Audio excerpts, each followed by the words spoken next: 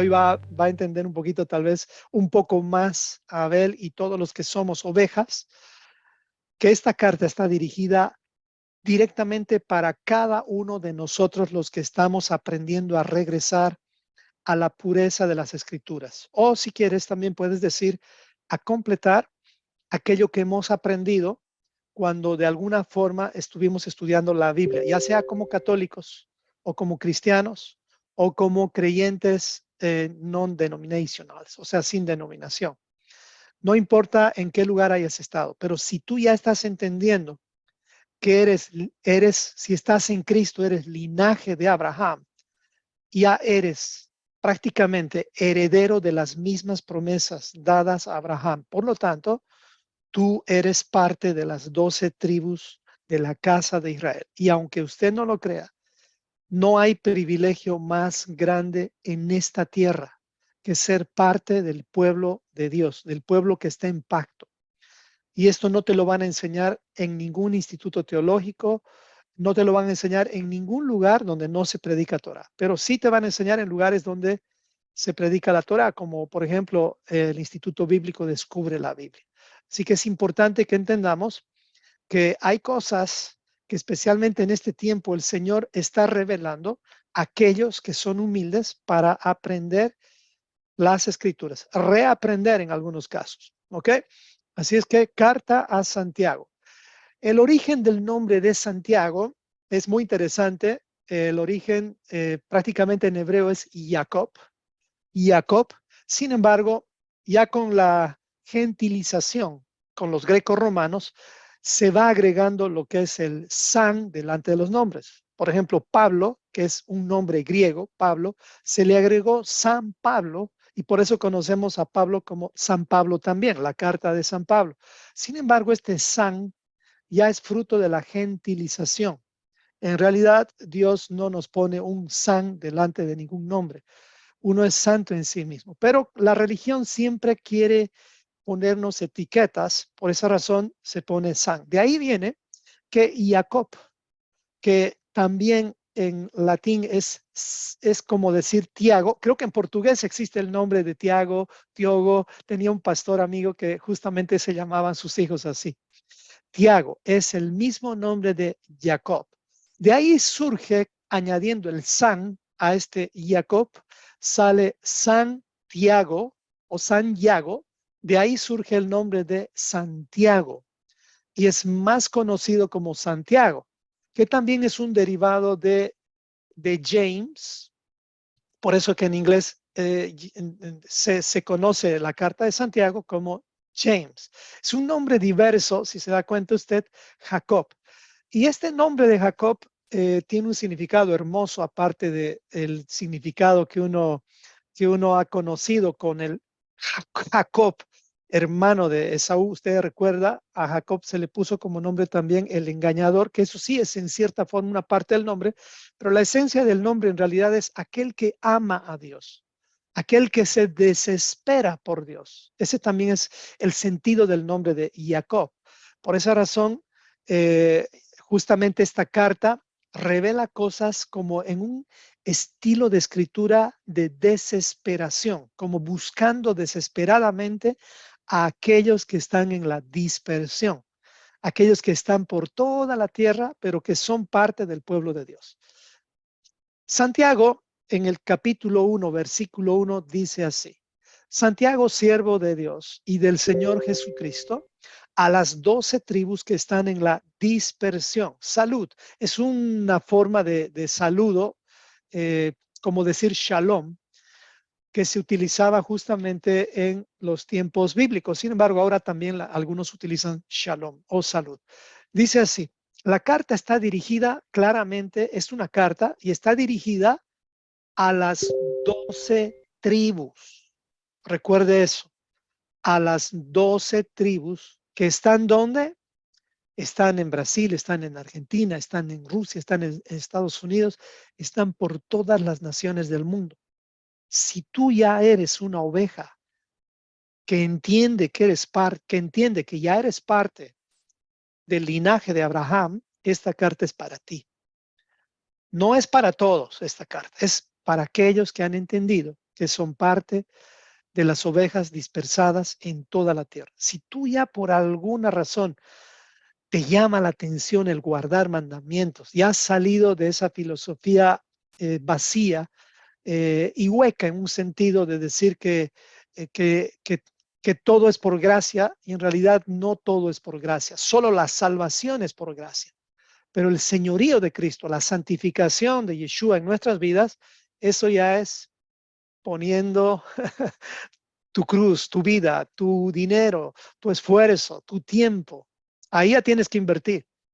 Solamente para tu salvación, tú puedes decir, es 100% por gracia. No existe obra alguna que pueda salvarte.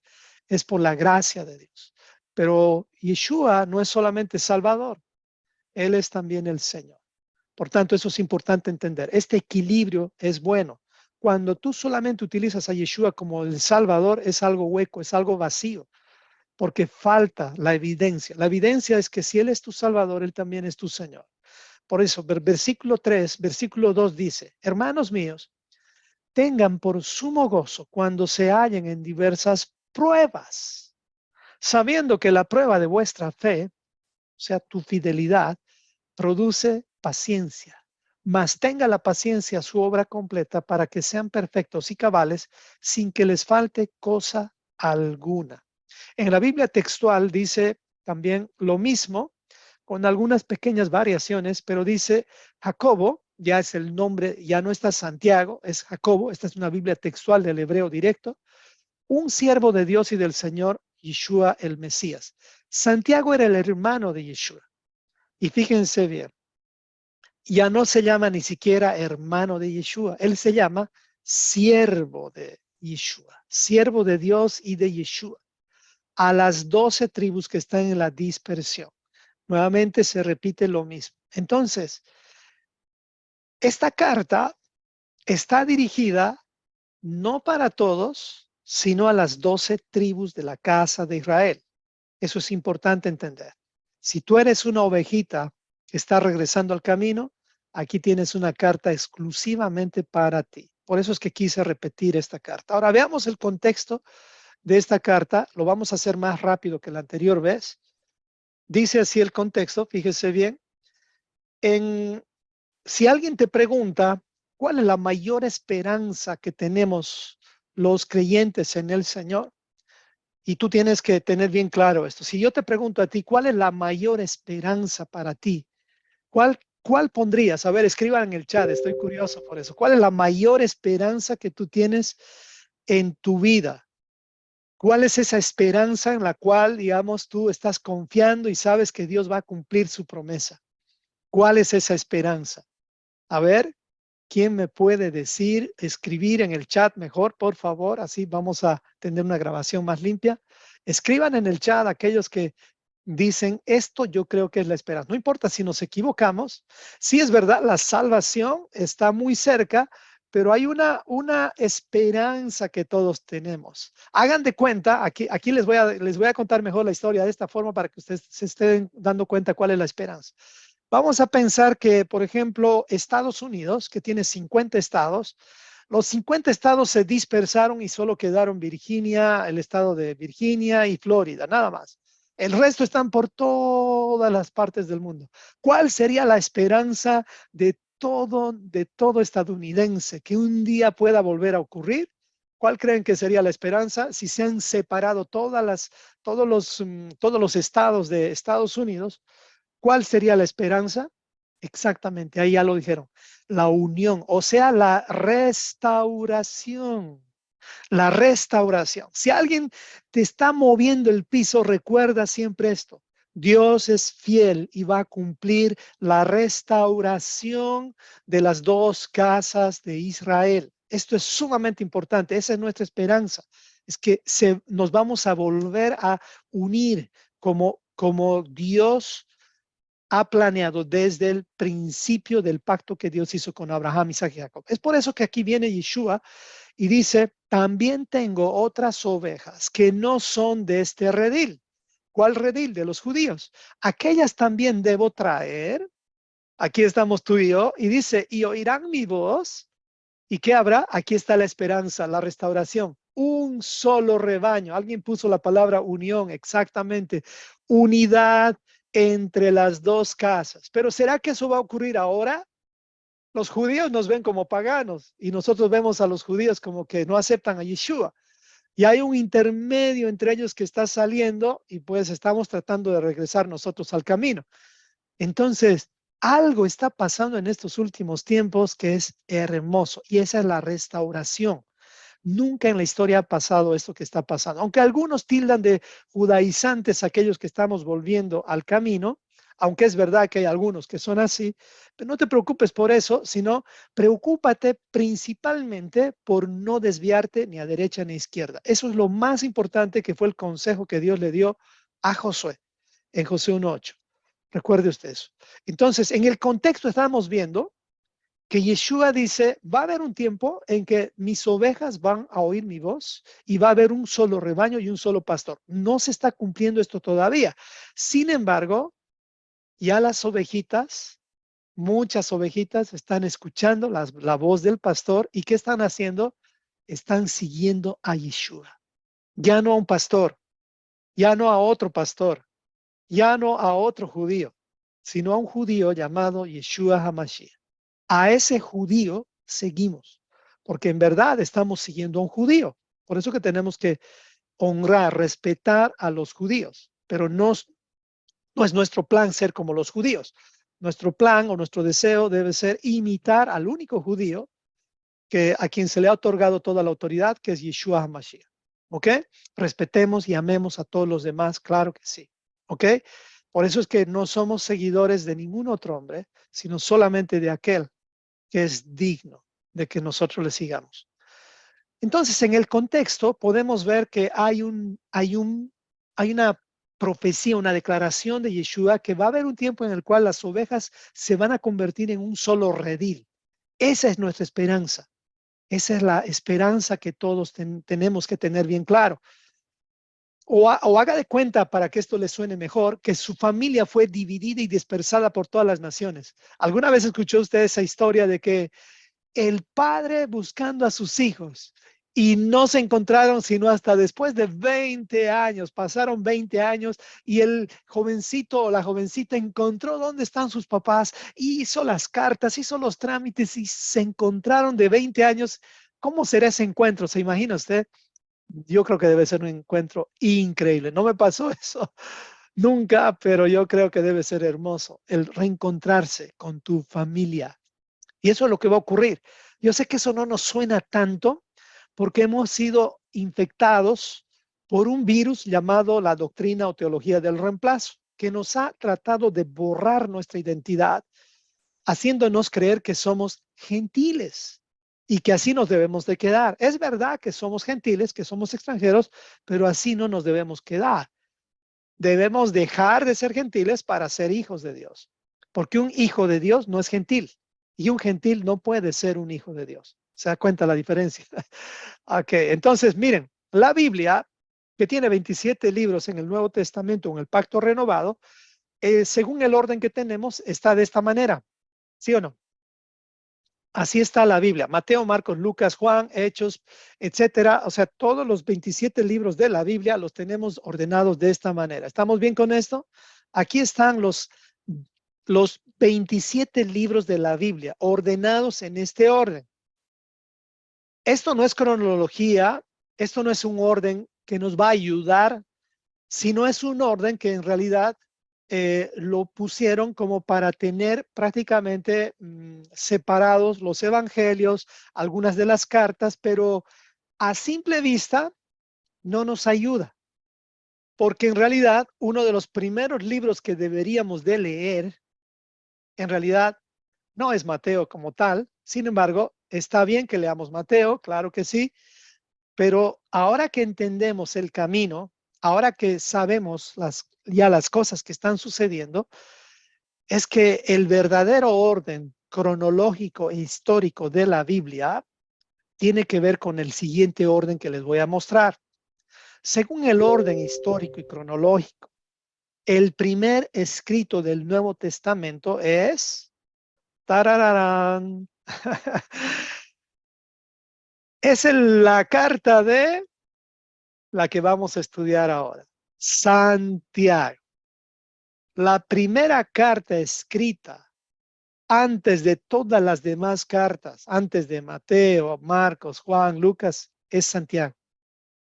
Es increíble que el mismo hermano de Yeshua, el que era responsable de todos los seguidores de Yeshua en ese tiempo, escribió la primera carta dirigida a las ovejas dispersas, a las 12 tribus dispersas en todas las naciones de la tierra. Es como que Santiago escribió esta carta y dijo, esto lo va a leer Erika, esto lo va a leer Eli, esto lo va a leer eh, Santiago, esto lo va a leer Carlos, esto lo va a leer todos aquellos que estamos aquí hoy en día. ¿Y por qué viene la carta de Santiago como una de las primeras cartas?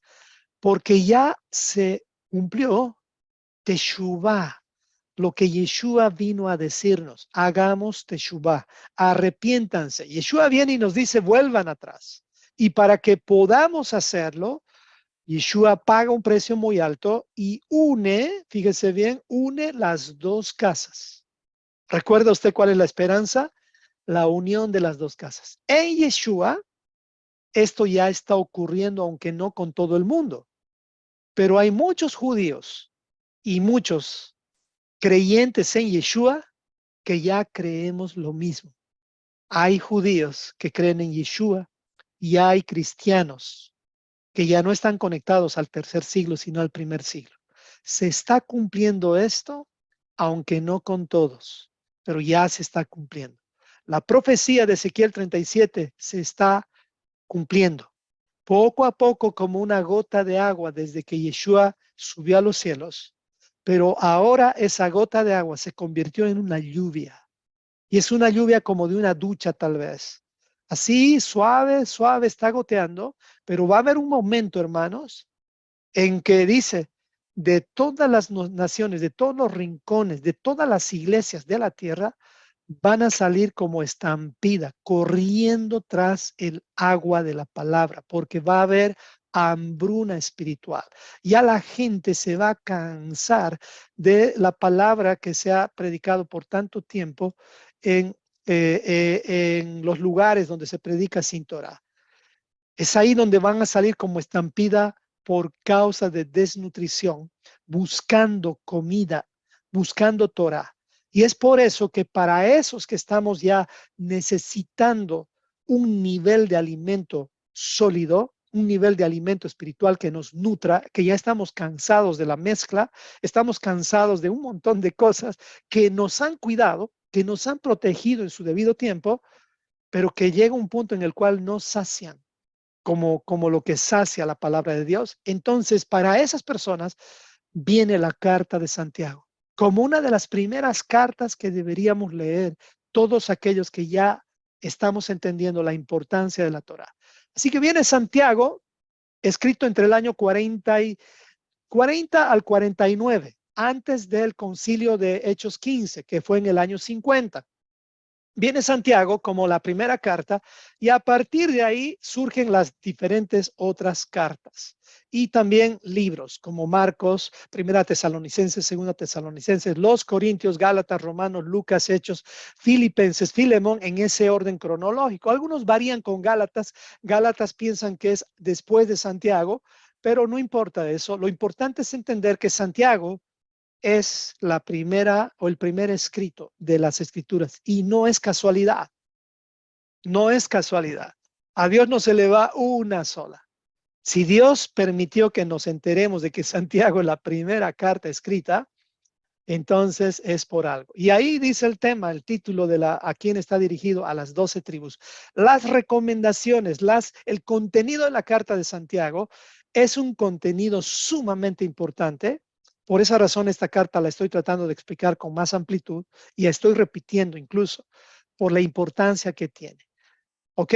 De ahí vienen las demás cartas, viene también el libro de Hebreos, aquí viene la destrucción del templo y finalmente viene a Juan, las tres cartas de Juan y después viene el Apocalipsis. Porque Juancito fue exiliado, ustedes saben, a la isla de Patmos y es ahí donde él tuvo el tiempo de escribir las demás cartas, ¿no? ¿Estamos bien con eso?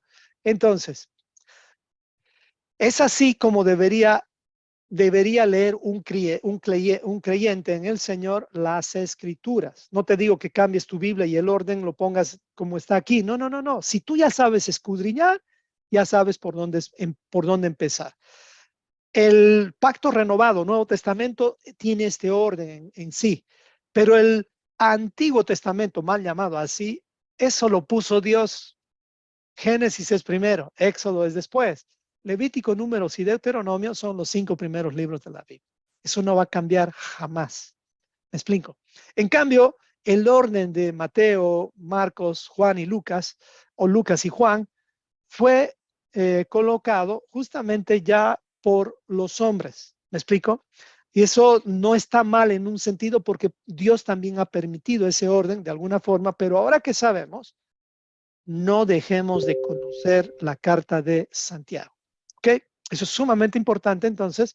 Y a partir de ahí vamos a poder trazar la palabra de verdad, porque aquellos que están regresando al camino muy fácilmente van a entender Marcos, Mateo, Lucas, Hechos, porque se van a dar cuenta de que todos los ejemplos que Yeshua dio cuando habla de Mateo, cuando habla de Lucas, Marcos y cuando él va en contra de la ley oral, es por causa de poner en orden la restauración de la palabra escrita frente a las normas y doctrinas y leyes o instrucciones de la religión humana.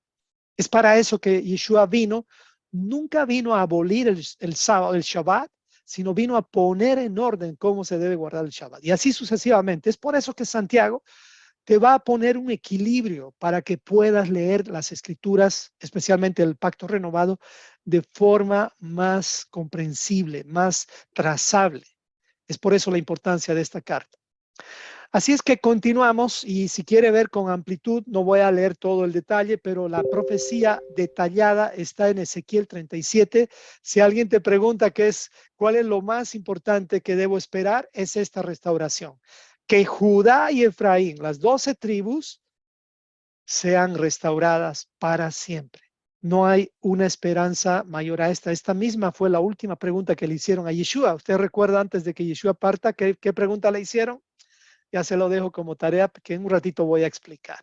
Por eso, por esa razón, Ezequiel 37:21 nos enseña claramente que Israel, que está dividida en el versículo 22, dice así: ya nunca más serán dos naciones, ni nunca más serán divididos en dos reinos. ¿Entiende esta palabra nunca más? O sea, esta dispersión, esta separación que estamos viviendo nosotros, ha sido planificada también por el Señor para esparcir la semilla y no solo que el linaje de Abraham se salve, sino que el linaje, la semilla de Abraham, sea esparcida por todas las naciones de la tierra y así podamos ganar, el Señor pueda alcanzar, perdón, a cada persona de la tierra. Ahora, la invitación está hecha para todos, pero lamentablemente muchos son llamados, pero como esto es una universidad de la vida, no todos van a ser escogidos. Así es que la restauración de las dos casas de Israel es prácticamente la esperanza más importante que tú y yo tenemos que tenerla bien marcada en nuestras vidas. Esa es nuestra esperanza, reunirnos con nuestra familia. Así que la última pregunta que le hicieron a Yeshua, ¿cuál era? Hechos 1:6, lo puedes encontrar ahí si tú quieres, perdón que no puse el versículo, pero está en Hechos 1:6. La pregunta que le hicieron los discípulos antes de que Yeshua vaya al cielo es: ¿restaurarás en este tiempo el reino de Israel? ¿Se da cuenta de la pregunta? ¿Restaurarás ahora el reino de Israel? ¿Por qué? ¿Qué es lo que estaban esperando todos los judíos en ese tiempo? La restauración de las 12 tribus. Esa es la esperanza que también ellos tenían, que nuevamente el reino de Dios sea establecido y que Yeshua gobierne sobre todos. ¿Qué significaba eso en el lenguaje de los discípulos en ese tiempo? Era tomar políticamente el gobierno de Roma, destituir al César y que Yeshua tome control de toda la tierra. Esa era la esperanza de los discípulos. ¿Cuál fue la respuesta que dio Yeshua? Les dijo, no les toca a ustedes saber los tiempos y las sazones que el Padre tiene en su sola potestad. Pero ¿sabes cuál es la mejor noticia que tú y yo podemos recibir ahora, hermanos? Es que ahora estamos en ese tiempo. Estamos en el tiempo de la restauración del reino de Israel. Ya lo puedes ver. Yo no puedo creer que soy parte de las tribus perdidas. Y aunque no lo fuera, si estoy en Cristo, linaje de Abraham soy, por tanto, soy heredero de la misma promesa. No hay judío ni griego, no hay diferencia con nadie. Si estamos en Cristo, tenemos la misma esperanza. ¿Se da cuenta del tamaño de esperanza que tenemos? Hoy estuve en la reunión de hombres y a los hombres les estaba explicando que tengan cuidado con llamarse gentiles, porque llamarte gentil es como decir que estás fuera del pacto, fuera de la universidad de la vida.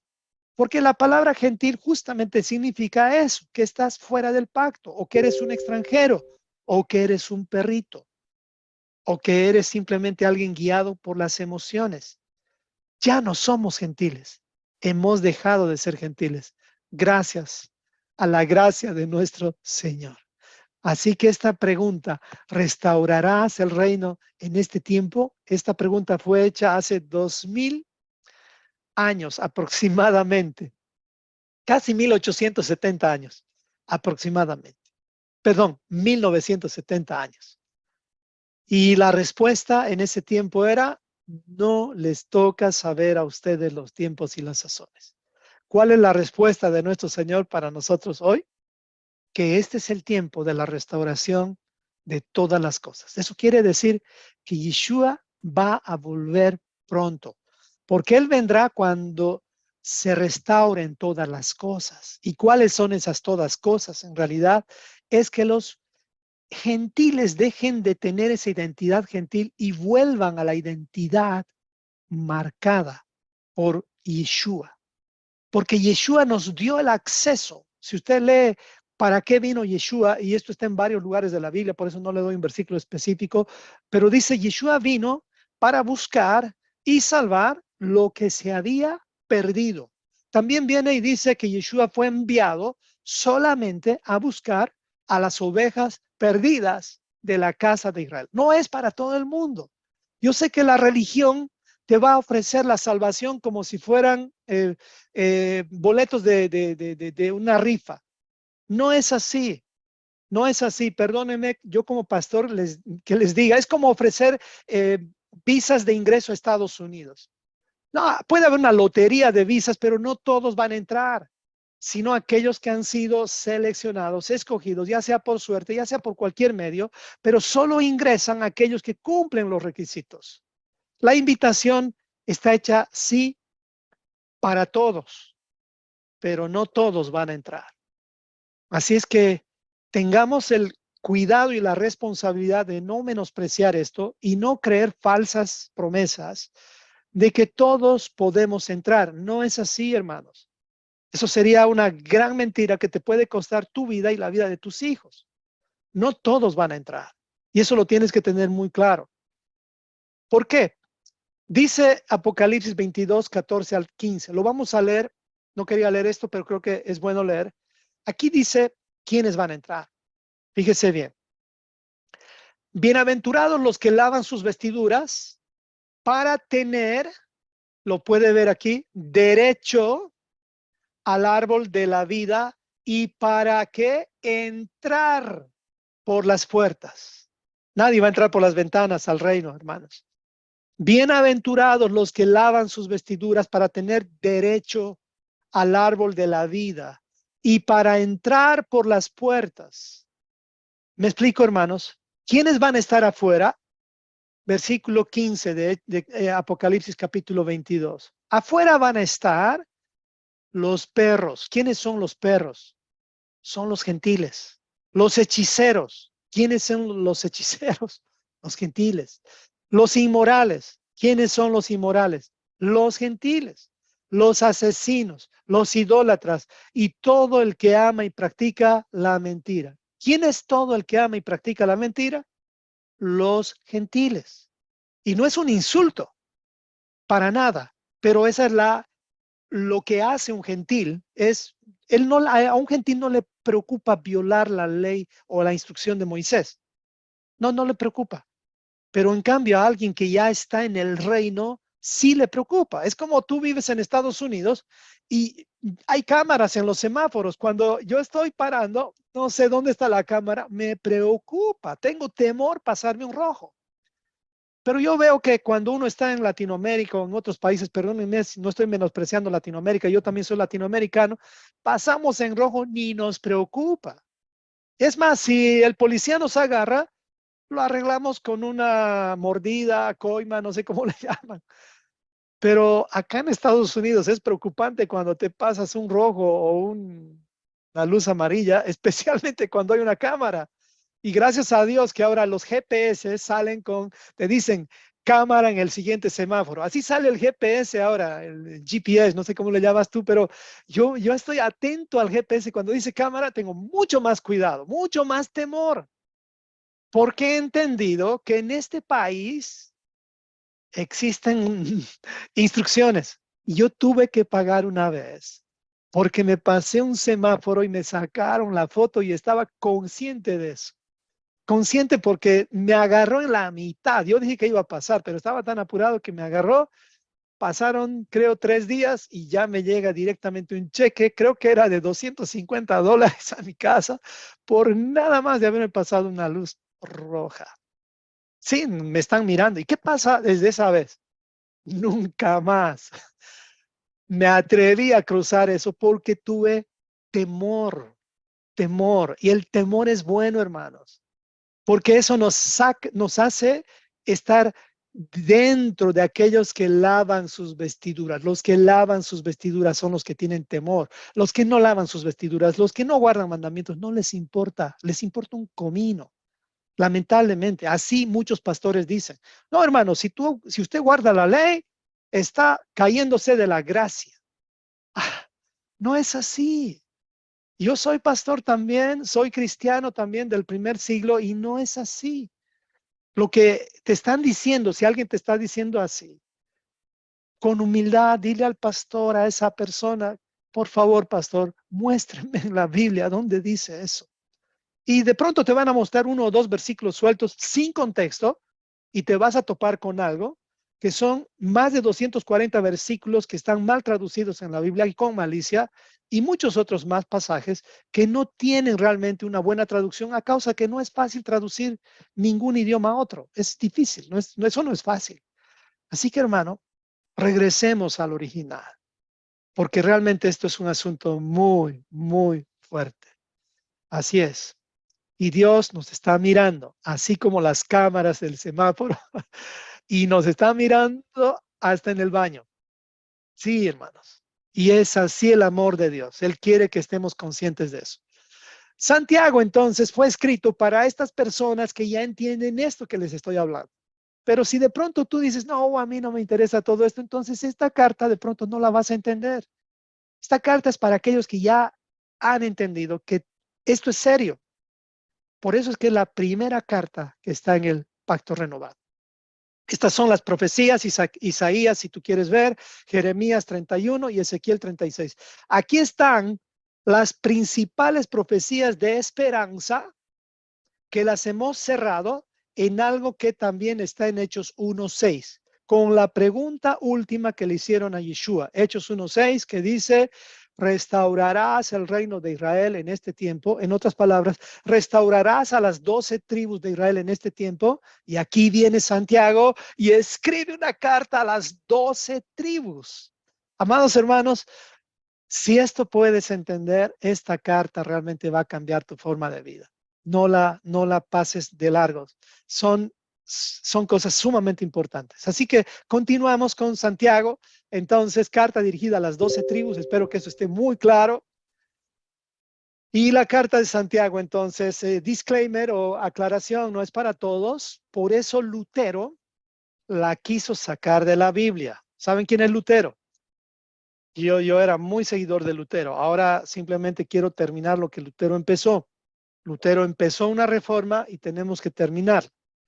Eso es lo que tenemos que hacer. No menosprecio a Lutero, porque gracias a Lutero hemos dejado ídolos de yeso y hemos dejado un montón de cosas que el catolicismo romano nos ha impuesto. Aunque todavía tenemos la herencia del domingo y aunque los ídolos ya no son de yeso, son de hueso, carne y hueso, son personas, son pastores, todavía nos queda esa influencia pagana.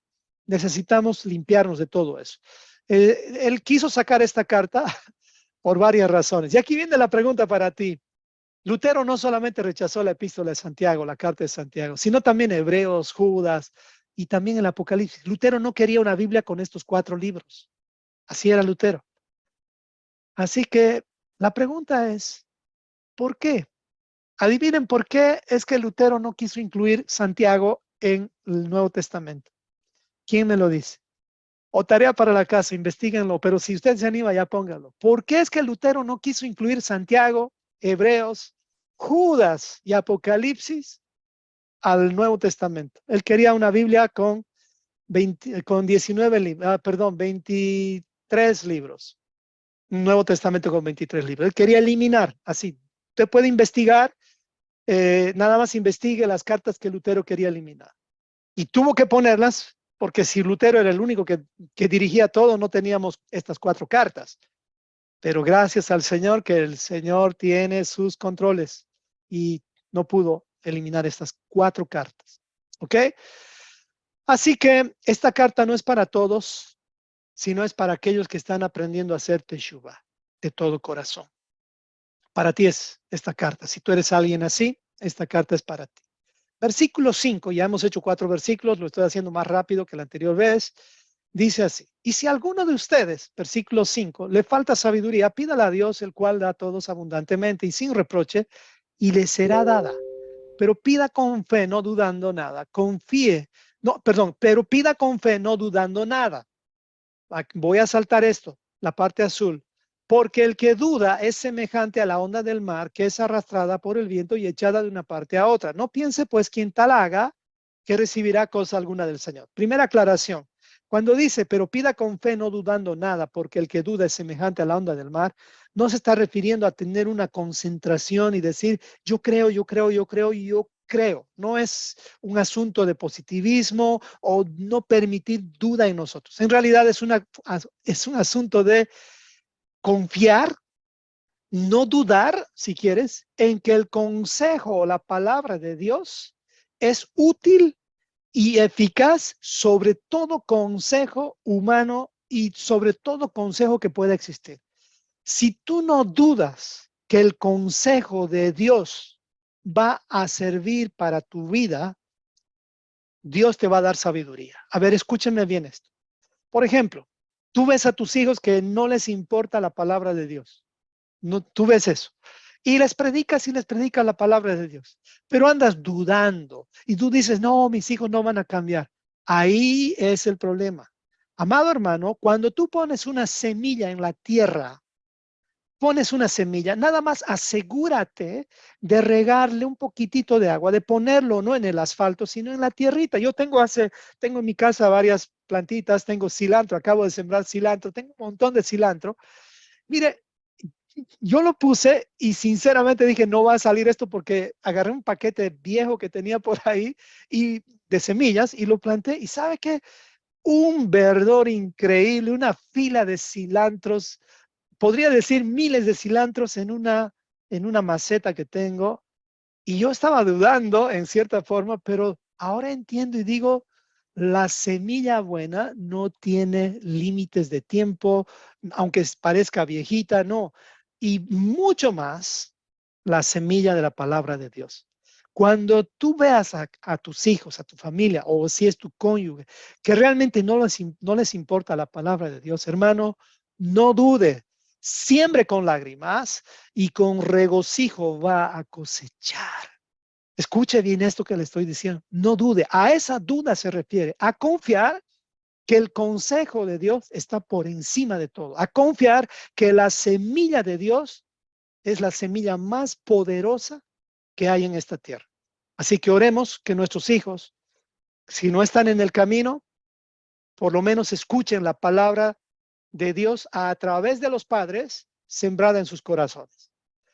No funciona ya eso que antes yo hacía funcionar cuando yo estaba en la iglesia protestante. Muchas veces me llamaban los papás y me decían, pastor, hable con mis hijos no me quieren obedecer. Y yo, pastor, claro, con todo gusto, iba, les exhortaba a los niños y después hablaba con ellos. Error. Nadie puede reemplazar a los padres cuando se trata de sembrar la semilla de la palabra de Dios. A ver si se entendió eso. Nadie puede reemplazarte, papá, mamá. Tú tienes que sembrar. En ti hay como un poder en tu vida. Es un poder de la familia inmediata que Dios te lo ha dado. Por eso es tu sangre misma. Dios quiere preservar tu linaje, tu semilla. Así que no dudes. Siembra la palabra, aunque veas a tus hijos que se van por la derecha, que se van por la izquierda, tú siembras, así como Ana lo hizo, y te aseguro que esa semilla va a dar fruto, tarde o temprano. Esperemos que sea temprano y no tarde, pero va a dar fruto. Así que no dude. A eso se refiere aquí Santiago. Se da cuenta, el poder de esta carta es impresionante. Así que vamos analizando algunos puntos rápidamente. Por ejemplo, ¿qué es la sabiduría? Cuando pedimos sabiduría al Señor, cuando te falta sabiduría, tienes que pedirla. Y es interesante entender lo que es en sí la sabiduría. Y más adelante vamos a darnos cuenta que si nosotros tenemos celos amargos y contención en nuestro corazón, no nos jactemos ni mintamos contra la verdad, porque esta sabiduría de pensar que nosotros somos más inteligentes, no desciende de lo alto. Esa es una sabiduría terrenal. La sabiduría que tenemos que pedir es la sabiduría que viene de lo alto, no de lo bajo, no de la tierra. Hoy enseñaba a los varones, estudiábamos con los varones justamente uno de los errores más grandes que puede cometer un hombre de Dios. El segundo error en realidad es buscar consejo de vida eterna o de protección o de paz de alguien que no estudia Torah. Por ejemplo, de un psicólogo, pero no todos los psicólogos. Hay psicólogos que estudian la palabra del Señor. Eso sí te van a ayudar, pero si es un psicólogo que pura filosofía terrenal, es como poner una bendita, un parche en esa herida. No te va a ayudar. Es como la religión. Te ayuda para ser un buen padre, un buen hijo, un buen esposo aquí en la tierra, pero no te va a llevar a lo alto, no te va a llevar a la vida eterna. Ninguna religión te lleva a la vida eterna. Por esa razón hay dos tipos de sabiduría que tenemos que aprender a diferenciar. Y recuerde usted que Salomón comenzó con la sabiduría celestial y no la cuidó, no la desarrolló y terminó con la sabiduría terrenal. Por eso cometió los errores más grandes que un hombre podría cometer después de semejante regalo que Dios le dio. La sabiduría celestial viene de arriba y está centrada en Yeshua. Así es la sabiduría celestial. Así de claro, no está centrado en el hombre, no está centrado en una religión, no está centrado en una denominación, en nada de lo que la tierra puede hacer o dar. La sabiduría celestial viene directamente de lo alto, de Dios, y está centrada únicamente en Yeshua. En cambio, la sabiduría terrenal viene de lo bajo y está centrada en el humanismo. No está centrada en Dios absolutamente, está centrada en el humanismo, centrada en el hombre. Por lo tanto, su padre es el padre de la mentira, el mismo diablo. Él es quien nos engaña. Él es el que quiere que tú tengas éxito terrenal, pero no celestial. Tengamos cuidado con la sabiduría terrenal. Si tú te crees sabio, pero no sabes Torah, no sabes por lo menos diferenciar entre lo que es bueno y malo de acuerdo a la Biblia, nada más lo que tú necesitas hacer es tener la humildad de completar esa sabiduría terrenal para que esa sabiduría terrenal reduzca y crezca la sabiduría celestial. Es como cuando Juan el Bautista dijo de Yeshua, es tiempo de que Yeshua crezca y yo disminuya. Sí, la sabiduría terrenal no es mala en un sentido, te puede ayudar en muchas cosas. Puedes vivir una mejor vida aquí en la tierra, pero lamentablemente todo en la tierra es vanidad. En cambio, la sabiduría celestial te sirve para la tierra y te sirve para eternidad. No es lo mejor que tú puedes pedir. Así que de nada sirven los títulos, de nada sirve todo lo que puedas lograr sin Torah. Eso solamente se va a quedar aquí. Eso es solamente hojas, nada más, hojarasca. Seguimos con la sabiduría. La palabra sabiduría viene del hebreo hokmah, que quiere decir conocimiento, entendimiento o inteligencia. Es la habilidad de alcanzar el éxito. Esa es sabiduría. Hallar la salida en cualquier situación. Una persona sabia sabe encontrar la puerta de salida o la puerta que le va a llevar a la siguiente dirección. No se queda estancado. Una persona sabia no está zapateando en el mismo lugar diciendo, ay, yo no sirvo, yo no valgo, yo no esto. No, la sabiduría te enseña a decir quién soy yo y conforme a quién soy yo, de acuerdo a lo que Dios dice de mí, voy a aprender a caminar, voy a aprender a vivir, voy a aprender a estudiar de acuerdo a lo que Dios dice de mí, no de acuerdo a lo que el Internet o el hombre dice de mí. Y no estoy tratando de hablar motivación, te estoy tratando de motivar, pero en un sentido de eternidad. Así que el concepto de la sabiduría celestial tiene que ver con estos conceptos que también se le da a la sabiduría terrenal, nada más que fundamentadas en Yeshua y no en el hombre. En inglés es muy interesante, la palabra sabiduría viene de dos palabras unidas, que es wisdom. La palabra wis es sabio o aquel que sabe juzgar, y la palabra dom tiene que ver con juicio, instrucción o jurisdicción también. Entonces, cuando tú unes esta palabra en inglés, wisdom, wisdom quiere decir capacidad de juzgar o diferenciar entre el bien y el mal. ¿Qué es el bien de acuerdo a las escrituras y qué es el mal de acuerdo a las escrituras? Pues el bien es guardar mandamientos, aprender a guardar mandamientos. Caes, te levantas y guardas mandamientos. En cambio, el mal es vivir sin mandamientos o con tus mandamientos o con los mandamientos de la religión. Vas a terminar mal. En cambio, para cualquier persona de la humanidad, si tú le preguntas qué es el bien y qué es el mal, pues para muchos el bien es no portarse mal y para muchos el mal es portarse bien. Pero cuando les pides definición más profunda, pues va a depender. En algunos casos, para algunos el mal es que no saluden. En otros casos, el mal es que, en algunos casos hay que el mal es que si roban $100 está mal. Pero bueno, si robó $10, no es mucho, no te hagas tanto lío por $10. Pero no es así. En el reino de Dios, robar, aunque un centavo, está mal. En el reino de Dios, la infidelidad, eh, como Yeshua lo puso, es también en los ojos, es también en la mente. En cambio, en la sabiduría terrenal, el infiel es aquel que tuvo ya una relación física íntima. No, no, no. En la infidelidad, dijo Yeshua, comienza con los pensamientos. Eso es entender o aprender a diferenciar entre el bien y el mal. Eso no viene de la sabiduría terrenal, viene de la sabiduría celestial. ¿Estamos bien? El diccionario de la Real Academia Española dice algunas definiciones muy interesantes, como por ejemplo sabiduría como el grado más alto de conocimiento.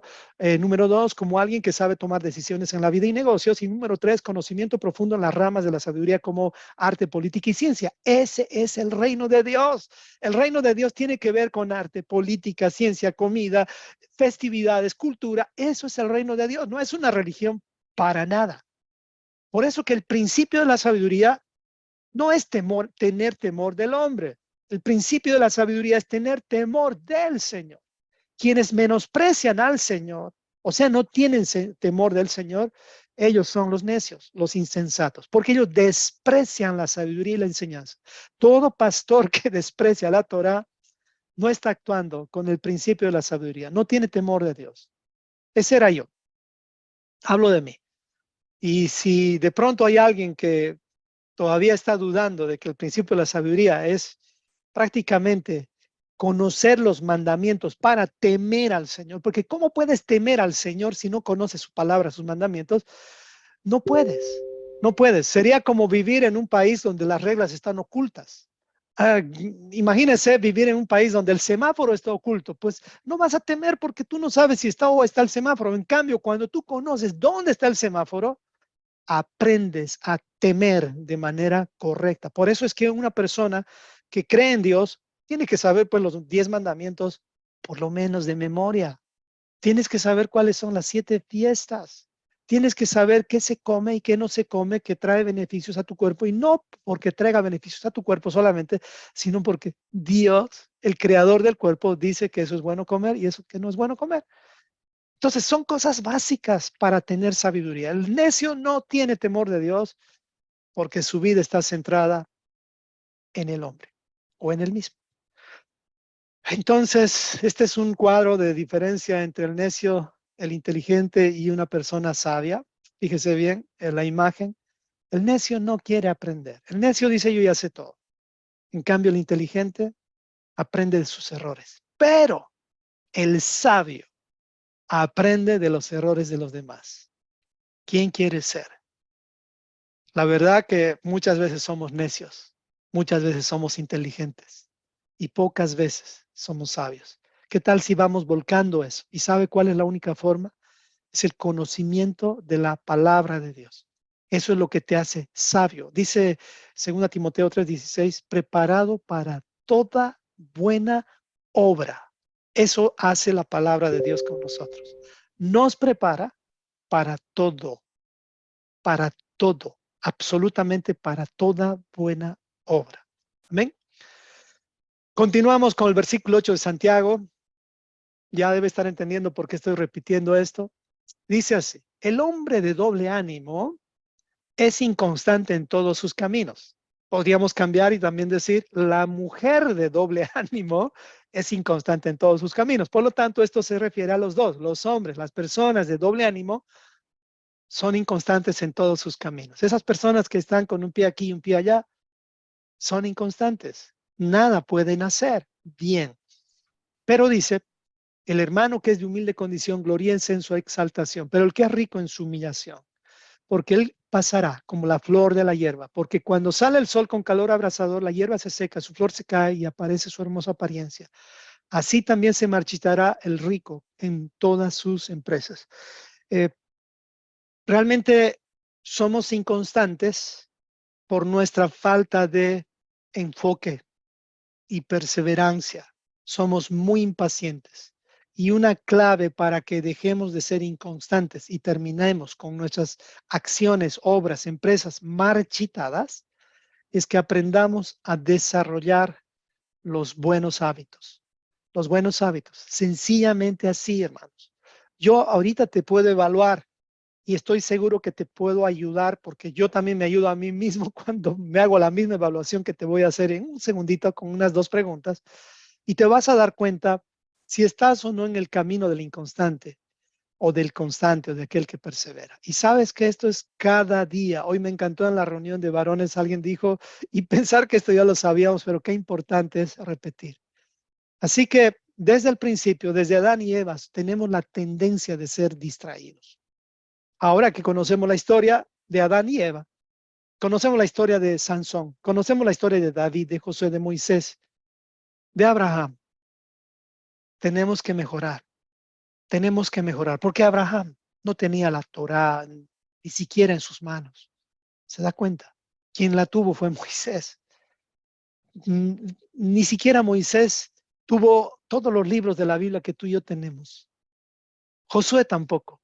Y así sucesivamente, el rey David gobernó por 40 años solo con 5 libros de la Biblia.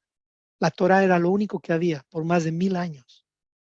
Todos los demás libros fueron recopilados por Esdras 400 años antes de Cristo. O sea, siempre, prácticamente siempre el pueblo de Dios ha vivido solo con 5 libros. Y esa es la base de toda doctrina. Y eso es lo que nos ayuda a no ser distraídos, porque la Torá tiene esa habilidad de enfocarnos. La Torá sirve para eso, porque es palabra directa de Dios. No menospreciemos este libro. Y aquí viene una solución para que podamos corregir nuestras distracciones, nuestras tendencias de distracción. Y esta es una solución muy práctica. Y aquí van las dos preguntas para ti. Y a ver si con esto tú te das cuenta en qué punto estás. Número uno, para las soluciones, desarrollar hábitos bíblicos. Pregunto, ¿tú tienes desarrollado o estás desarrollando hábitos bíblicos? Yo estoy seguro que varios de los que ya estamos en el camino ya tenemos hábitos bíblicos. No es como antes. Antes de entender Torah, de pronto estudiamos la Biblia de aquí para allá, así como picoteando de aquí para allá como las gallinas. Pero tenemos que ser como las águilas que ven en panorama, en perspectiva, ven desde arriba y quieren ver todo el panorama. somos águilas, hemos dejado de ser gallinas. Las gallinas, por aquí y por allá, pero nosotros ya no somos así. Así que tenemos que desarrollar hábitos de águilas, los hábitos bíblicos. ¿Tú tienes hábitos bíblicos? Si yo te pido que me muestres lo que has hecho la semana anterior, podrías señalarme que eso se va repitiendo cada semana y tú me dices que de pronto estás haciendo el conteo del Homer y no lo estás haciendo, entonces no tienes hábitos bíblicos.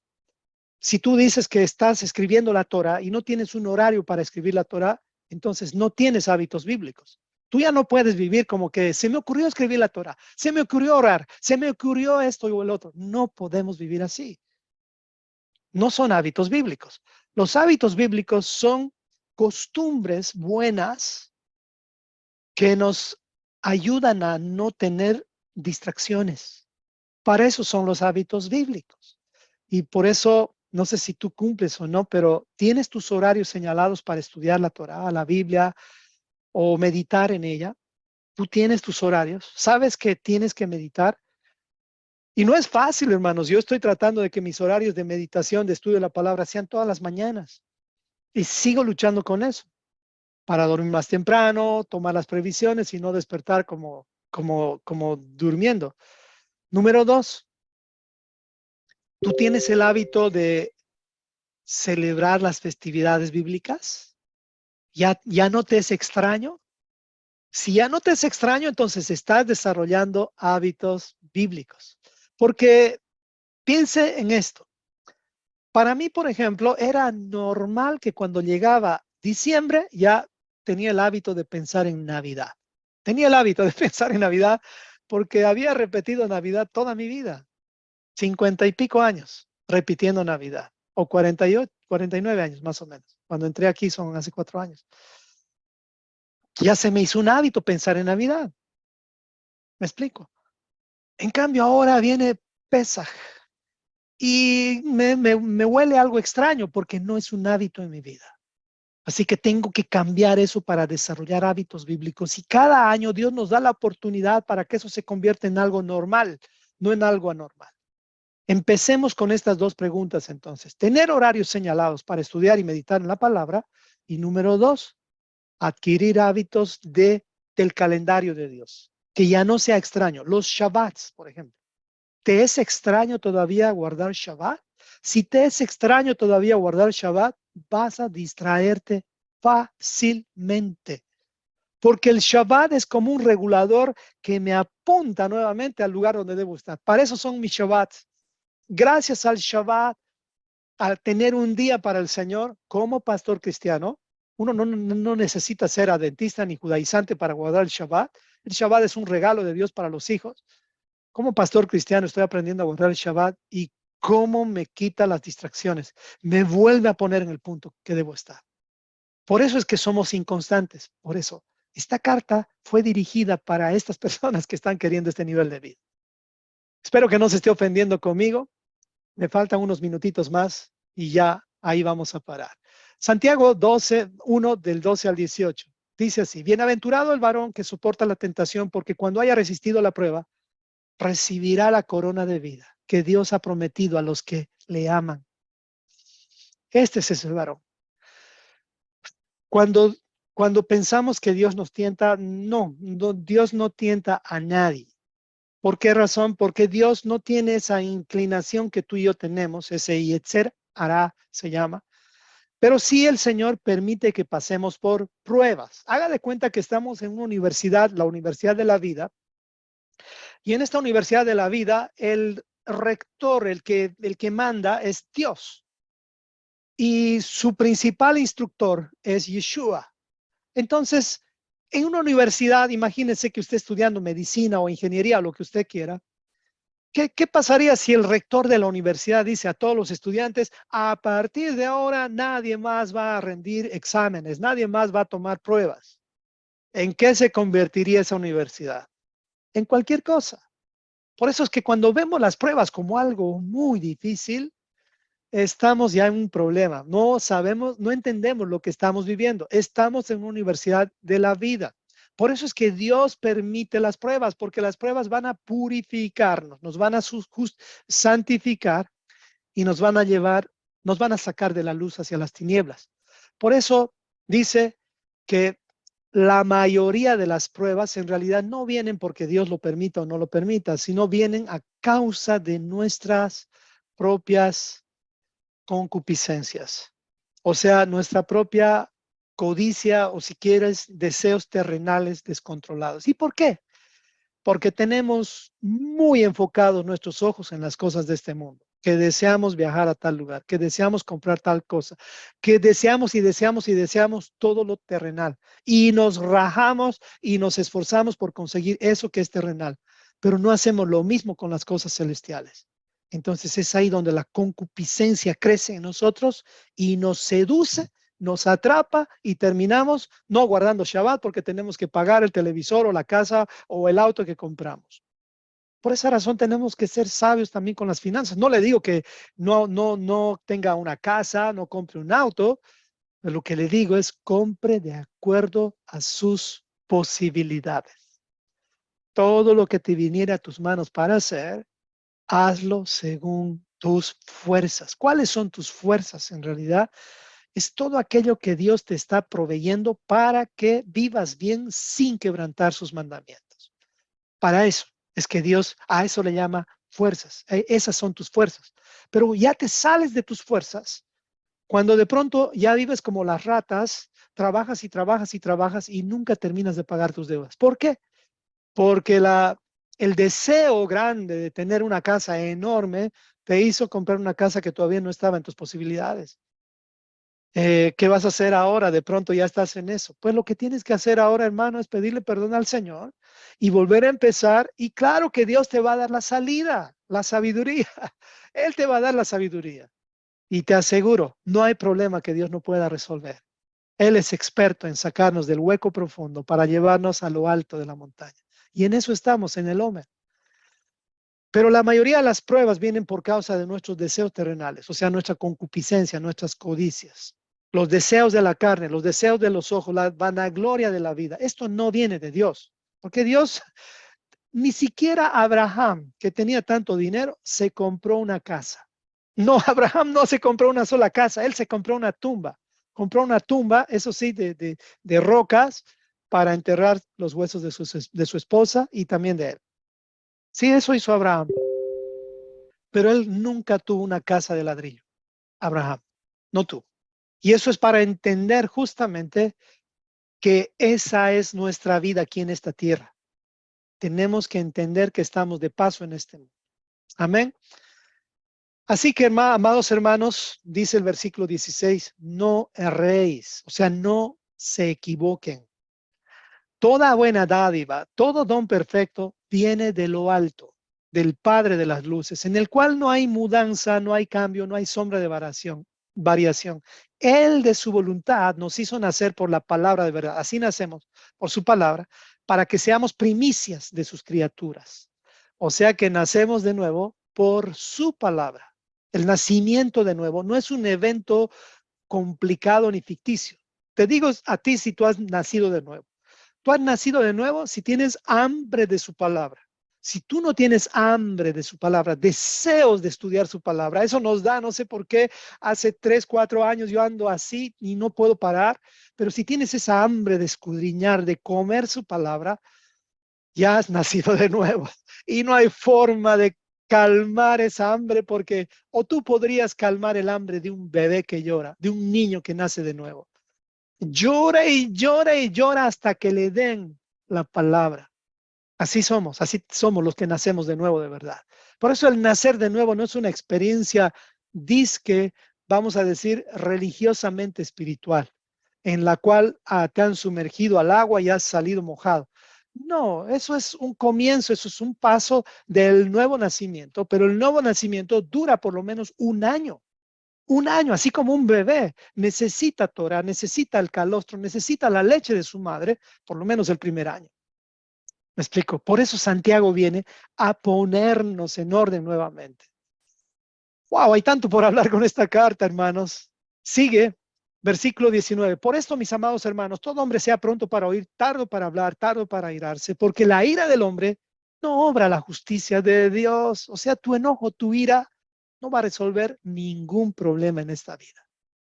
Los enojos empeoran las cosas. Las iras matan, los enojos matan, la furia mata. Todo aquello que se sale del control de tus emociones puede terminar en asesinato.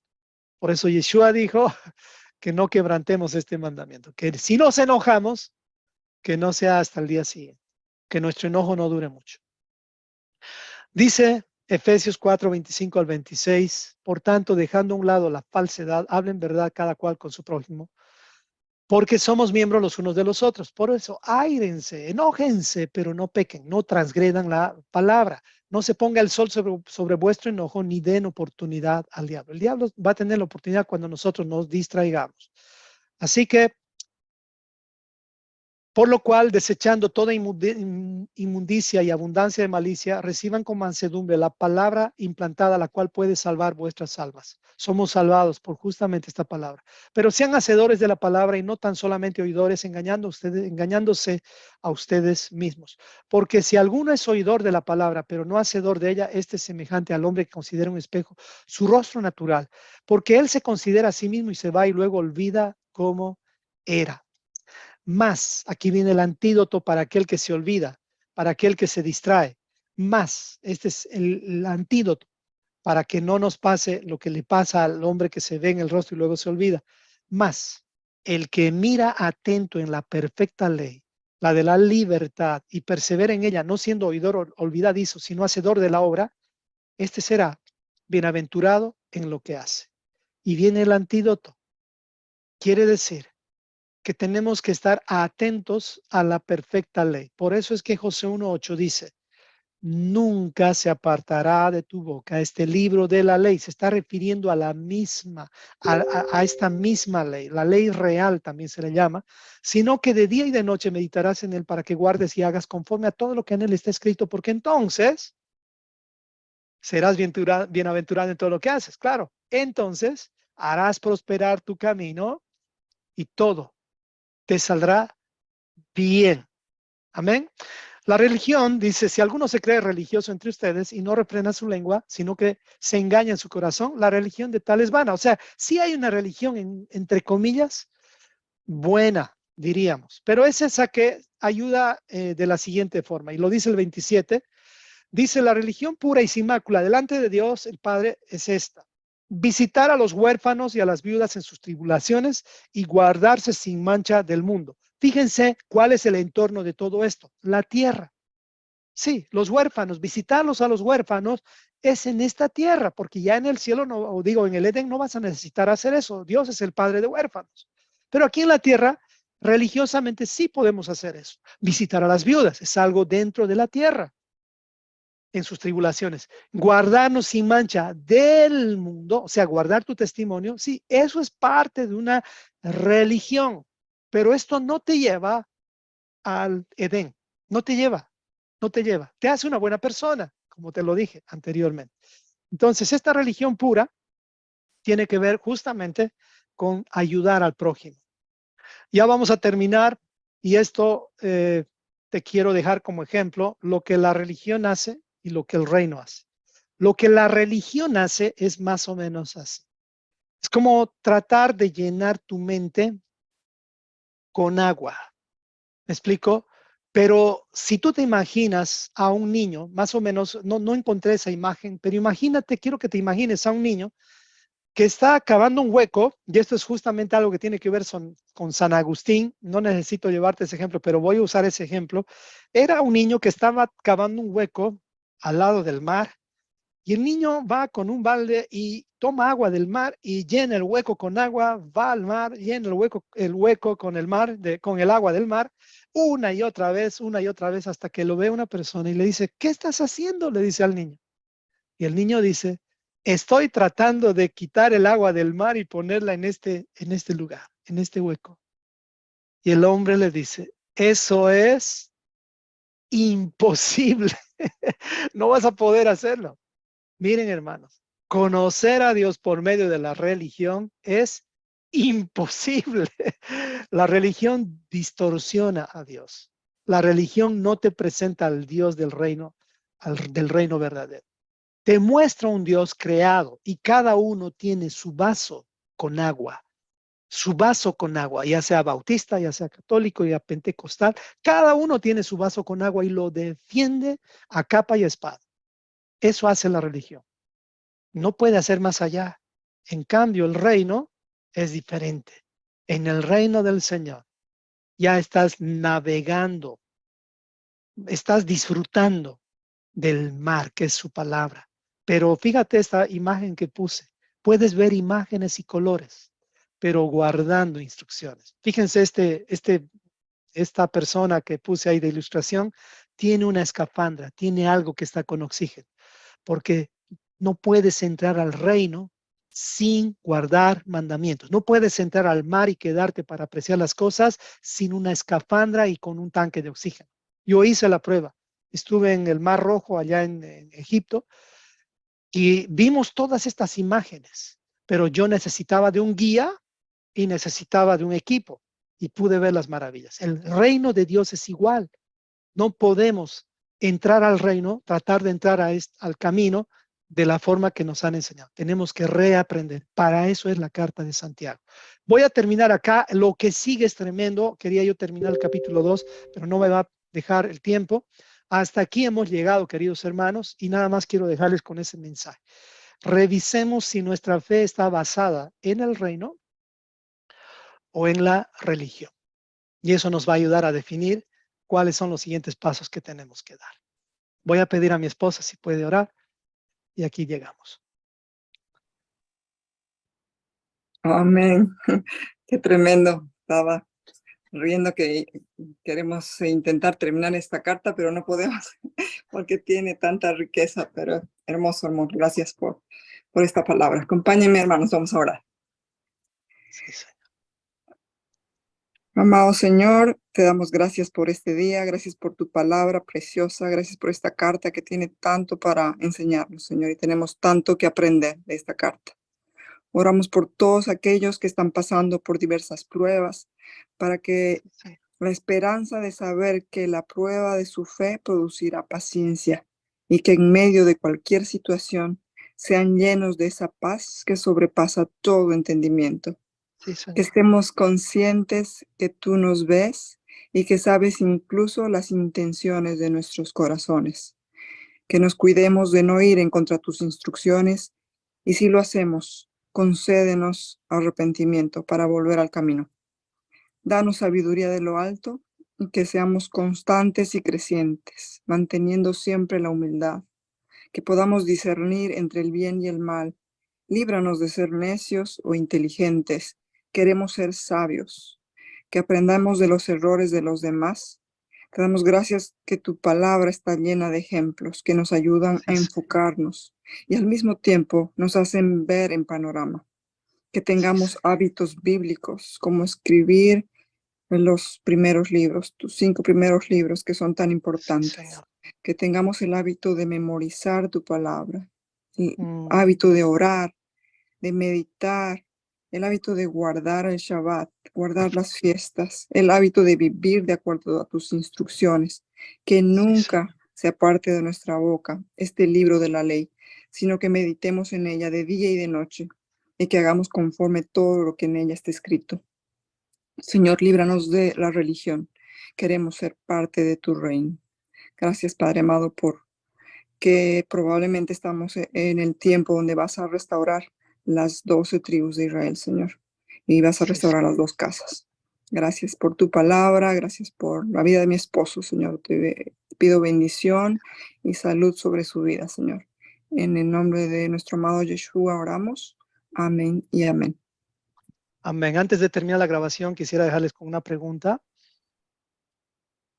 Eh, ¿Tú podrías hacer 3 preguntas a alguien para determinar si realmente es una persona salva? Puedes hacerlo con tus hijos. Pero si quieres saber cuáles son esas 3 preguntas, no faltes la siguiente reunión, porque eso vas a aprender a hacer. Amén. Que el Señor les bendiga. Entonces, hasta aquí llega la grabación.